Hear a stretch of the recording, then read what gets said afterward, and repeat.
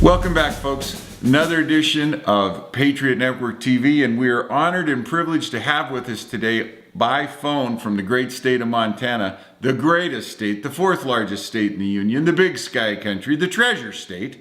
We're honored to have with us Major General Paul Vallely, who is retired from the U.S. Army, who did more than 3 decades of service for you when you didn't know, what's the great line, you sleep safe in your bed at night because rough men stand at the ready to do violence in your name to protect you. So, General, welcome to the show. Well, thank you, Terry. It's a great pleasure to be on Patriot Network, and I thank you and applaud you and Quan for everything that you do each day to promote the network. I'm happy to be able to help you today in going through some issues. Alrighty, real good. Let's start. I think it's very important for people to understand the resume that you have, the work experience, and the great service that you've given to the United States. So let's start with West Point. You're a graduate of West Point. Yes, I went into West Point in 1957 from a small town north of Pittsburgh, Pennsylvania. I was 17, 1 month out of high school. I'm very naive and didn't know much about the military, and was able to go through there. And once I graduated in 1961, received a Bachelor of Science degree in engineering, and then went off to Airborne Ranger and Infantry School, and then to my first assignment with the 82nd Airborne in Europe. Came back from that, went to Vietnam, came back from Vietnam in 66, went back over in 67, 68, and then, of course, finished my career in Pacific Command and retired as a Major General, and, of course, have been active ever since in a number of different entities, including my current position, which is Chairman of Stand Up America. Let's take a second and talk about Stand Up America, because I believe your affiliation with Stand Up America is totally consistent with your patriotic service given to the U.S. military. Tell our viewers and listeners about Stand Up America.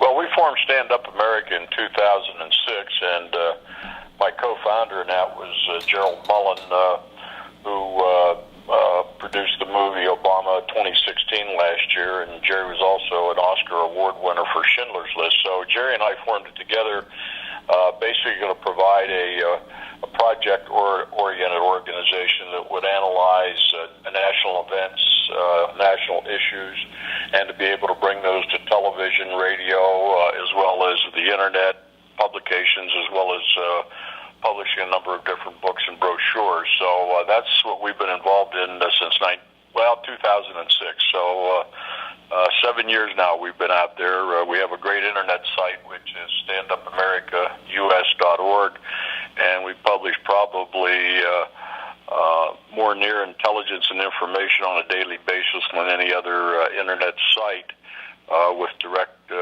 support from about 10 military analysts and intelligence analysts that work for us. So if one of our viewers wanted to get the straight information, not the filtered, not the biased, but the straight information on what was happening, say, in Benghazi or in Algeria, they would go to Stand Up America first. That would be the first stop on the way, right? That's correct. And we have fed, of course, over the years, a number of inside information, maybe about 24 hours before the news cycle, to the likes of Glenn Beck, Fox News, a number of radio talk show hosts throughout the country. So we've been able to get our message out into a lot of entities. We know the CIA and the FBI look at our information every day and see what we're producing out of our direct contacts, for example, in the Middle East. All righty. Well, for all of our viewers, I want to urge you, when you want the real information from the real experts, Stand Up America is your source. That's the first place to go. That's where you want to stop first. Now let's talk about your take on the documentation or lack thereof behind the occupant of the Oval Office, since yesterday was the second inauguration and the second swearing in of this president. Let's talk about the extent to which the documentation that you have seen is either incorrect, insubstantial, or clearly fraudulent. Well, let me put it this way. Joe McInerney and I, who's one of the other co-founders of Stand Up America, we were very taken back by the release from the White House of the copy of the birth certificate for Barack Obama. And we had a number of our analysts look at it, and immediately within 24 hours we knew that it was a forgery, but yet nobody else took up the banner other than a few other columnists and some websites. Nobody in Congress would do it. But I can recall at 17 years old, when I went into West Point, the first thing I had to do, even getting cleared, was a background check before we could even be accepted into West Point, and then to get a confidential clearance our first year. And then, of course, once we left West Point, then we had to get further clearances. In my case, when I went to Europe with the 82nd, I was an intelligence officer, so I had to get another background check before I got a secret clearance. And then it evolved into a nuclear position I had. That was the old Davy Crockett, which was a ground-launched small nuclear weapon. And for that, I had to get a top-secret clearance as well as what they call a prefix 5 clearance. So to get where I got, I had to have a lot of clearance and continued background checks. And, of course, we know that Obama and his supporters have spent millions of dollars covering up or concealing all his background information, especially at the colleges, the use of duplicate or several Social Security numbers. And so the question remains today, is this gentleman that's in the White House properly cleared and vetted president? We know even at the state level, Terry, a lot of the states don't vet these people that run for office, whether they're legal or illegal. And so our system, to me, is completely broken down in validating the leaders that we put not only in the executive branch and the appointments therein, but also some of the congressional members and even into the court system. So we're not getting the best and brightest to lead our country, and we can see the state of affairs that we're in now. That's very true. But I think this particular group in the White House now is probably the most corrupt, deceiving organization I've ever seen, and it's permeated all through the State Department, even into the Defense Department. And we can see it all the way from Benghazi all the way up through what we see going on in Algeria and even Syria today. The American people are not being told the truth of what's really going on. And, of course, having just returned from the Syrian border twice in the last 6 months, I can tell you we have no respect, no credibility overseas. And it seems to be reduced globally each and every day by the lack of action and lack of leadership of the people in Washington, D.C. I find it amazingly ironic that if you look at the 23 executive orders that the president signed to quote-unquote deal with gun violence, if the president of the United States wanted to buy a firearm, I don't think he could pass the background check because he has multiple social security numbers, doesn't have a good birth certificate, and doesn't seem to have a stable, I mean, you know, there are a number of things that would be red flags or should be red flags at BATF against someone getting a weapon. I don't think he can pass the background check that he set up for himself. Well, I don't think so either. But again, back to the vetting system for these political people is not what it is like in the military. It's almost today we could have someone in this country run for office, they could win, and in fact, no vetting back to track their background. And, you know, it brings into mind the Manchurian candidate, how easy that individual would be to integrate into our government at any level. We know, for example, the Muslim Brotherhood is already infiltrated into agencies in Washington, D.C. And even under Bush, we had the Muslim outreach program where we put 2 Muslims in the Defense Department, very questionable, and fired Steve Coughlin, who was a major at the time, because he said we're being infiltrated by his radical Islamist group. So we've been completely infiltrated across the board, Terry, and to the point where we have weakened our government so much. It's going to take a tremendous turnaround to get this country back on track again because of all the damage that's been done. Now, do you think because you see things in strategic terms, in strategy from the Greek word strategem, to win at the direct expense of your enemy, do you think because you see things in strategic terms, it's easier for you to understand what the goals of a group like the Muslim Brotherhood are, rather than people who are schooled in some kind of pie-in-the-sky utopian vision of the Brotherhood of Men? Well, I do, and I mean, I even go back through the Bush years and even Clinton and even Bush 1, that there was not ever a clear understanding of the global caliphate, and that's the complete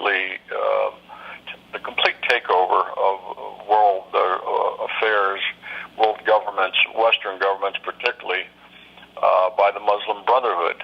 And of course, they've been around. You know, they were kicked out of Egypt in 1954. They relocated into Medina and Mecca, mostly Medina, and they worked out of Saudi Arabia since the 50s. And of course, now they're back in running Egypt with Morsi. I know under President Bush, particularly, we try to get a lot of our military, as well as government officials, really ramped up on understanding the Muslim Brotherhood and the global caliphate, but they wouldn't listen. I can tell you that even President Bush and Cheney were very naive when it came to that.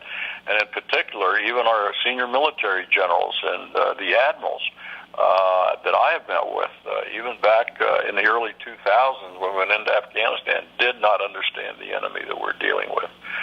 And we hear the phrase, General, we hear the phrase all the time that we need to appeal to moderate Muslims. Are there any moderate Muslims? Is that a misstatement of fact, or is it important for people to understand that to be a Muslim, you must subscribe to Sharia law? No, and I can validate that by the 7 Syrian commanders that I met with inside of Turkey and in Istanbul, my latest trip being in November.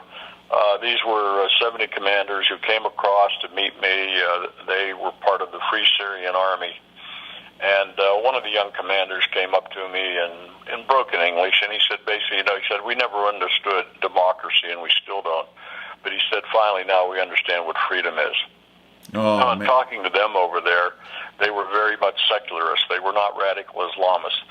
And so I break it down like this. There are Muslims that don't even practice Islam. They don't go to the mosque, and I know several of them. There's a second group that do go to the mosque, they do pray, but they're not radicals. And they do believe in, trying to develop, even here in the United States, their own businesses and that. Then there's the third group, which are what we call the Islamists. These are the radicals. This is the radical interpretation of the Quran. And so those are the 3 groups, in my experience, that exist out there. Now, the other 2 groups outside of the radicals really don't speak out that much. There are a few. Rudy Zasser, for example, out of Phoenix, he's one of the Muslims that does speak out against radical Islam. But that's not enough, because the radicals are winning. They're winning all over the Middle East.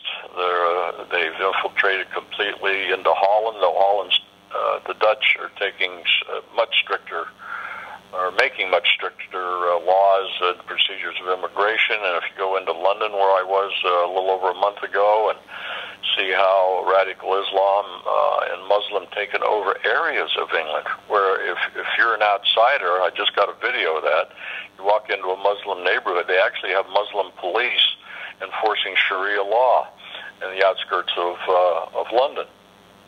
Shakespeare would turn over in his grave. The infiltration here in America, that's why it's important with the Patriot Network and veterans that we are the backbone of this country. And we're the ones that are going to have to stand up, because I fully believe there will be a revolution in this country of some sort. I'm not sure what it's going to look like. But all the grounds that's being developed at grassroots level, that we're sick and tired of this tyrannical government that we have now that is inept and corrupt. You have a Congress that's totally unable to get anything done. You have a court system that's been corrupted. So I don't see any other source other than the replacing the government we have some way, because we can't let America continue to go over the falls and the cliff as we have. So that's why I keep emphasizing that the patriots of America, the enforcers of the First Amendment and Second Amendment and the Constitution, stand tall, particularly this year, 2013. With that in mind, the current events, starting with Benghazi and moving through Algeria, when I look at those events, I see the federal government of the United States absolutely ineffective in dealing with terrorism. And if you could speak to our viewers about it, it seems to me that this is driven by Al-Qaeda. It seems to me that I've seen interviews in the New York Times and on the BBC with the gentleman who claims that he was the mastermind of the Benghazi attack, and he's sitting in a luxury suite in a fancy hotel telling these stories. And you would think that if somebody thumbed us in the eye that hard, we'd send somebody. We'd have to have somebody in the government who could go over and silence that guy if there was any will for it. But we don't seem to have the will to silence our enemies. Well, no, we don't, and it is planned by the Obama administration to reduce our power in the world in two ways: economically, also as a military power. If you go on the Stand Up America site, you'll see our new 10,000-page e-brochure on there called Obama Evolution and Legacy. We're also producing within the week a special report on Benghazi. Charles Woods called me several weeks ago, and I'm working with him now. He's the father of Ty Woods, who was killed in Benghazi. And the cover-up, the information that he's received, is just mind-boggling to the Woods family. Now, here's a family that lost their son. They can't get an answer. I think Hillary is supposed to testify today or tomorrow, so we'll see what she has to say. But they cannot let this dog lie. I mean, they've got to do something about this cover-up. And the arms dealing innuendos that are being made that they're really covering up another arms deal, a fast and furious deal over there in the Middle East of supplying arms and equipment up to Syria to the wrong guys, to the Islamists up there. Well, so this whole cocktail that they've mixed up back there in Washington, and they're getting away with it because, again, very few in Congress, even especially the Republicans, no one really stands up. They seem to go into this thing like Issa has done or Issa Dereliza out of California, but they go so far and then they seem to stop. They back off.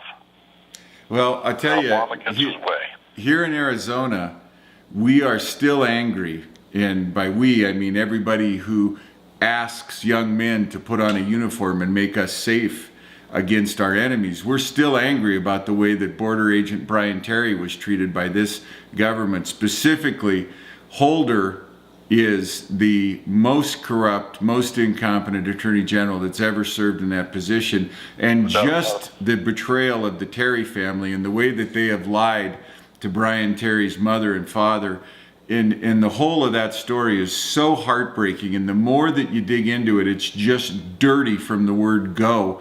And the fact that Holder will not do anything to come clean on that, and the fact that the members of the House don't hold. If I was in the House of Representatives, I'd be on the floor every day proposing a new bill to stop all funding to the Justice Department until Holder gave us everything we wanted. Absolutely. And see, that's the thing. They hold the purse strings. They can shut a lot of this stuff down, but they just won't do it. They're not courageous enough. They don't have enough cojones. Another couple that I talked to where there's another cover-up going on, we're working on that as an investigative report. I talked to Billy and Karen Vaughn. Now, that name may not ring a bell to you, but they lost their son and the helicopter went down with the SEALs over a year and a half ago. And the cover-up there by the general and even the admiral in the Navy who was in charge of the SEALs.